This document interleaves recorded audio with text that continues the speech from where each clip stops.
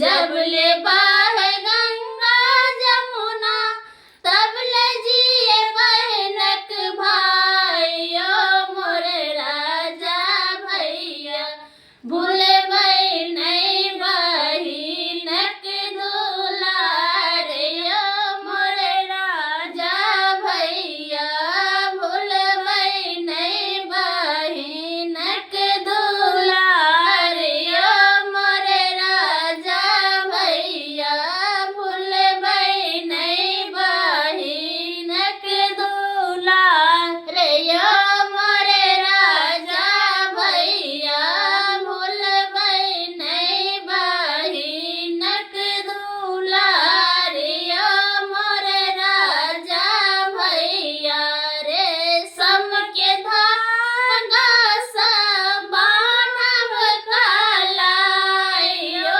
मोरे राजा भैया रेशम के धागा सा बान्हबहु के कलाइयो मोरे राजा भैया भूलबै नहीं राखी के त्योहारियो मोरे राजा भैया भूलबै नहीं राखी के त्योहारियो मोरे राजा भैया भाई पर होइ छै भैया बहिनक गुमानियो मोरे राजा भैया भाई पर होइ छै भैया बहिनक गुमानियो मोरे राजा भैया भूलबै नहीं बहिनक दुलारियो मोरे राजा भैया भूलबै नहीं बहिनक दुलारियो मोरे राजा भैया जब ले रहे चंदा सूरज जब ले चमके चंदा सूरज चमले चमके भाइयो मोरे राजा भैया जब ले चमके चंदा सूरज चमले चमके भाइयो मोरे राजा भैया भाई पर बहिनक अधिकारियो मोरे राजा भैया भाई पर बहिनक अधिकारियो मोरे राजा भैया कहियो नहीं भूलबै भैया बहिनक दुलारियो यहाँ राजा भैया कहियो नहीं भूलबै भैया बाही के त्योहारियो मोरे राजा भैया आही छी हमर जान परानियो मोरे राजा भैया आही छी हमर जान परानियो मोरे राजा भैया भाई होइ छै भैया बहिनक गुमानियो मोरे राजा भैया भाई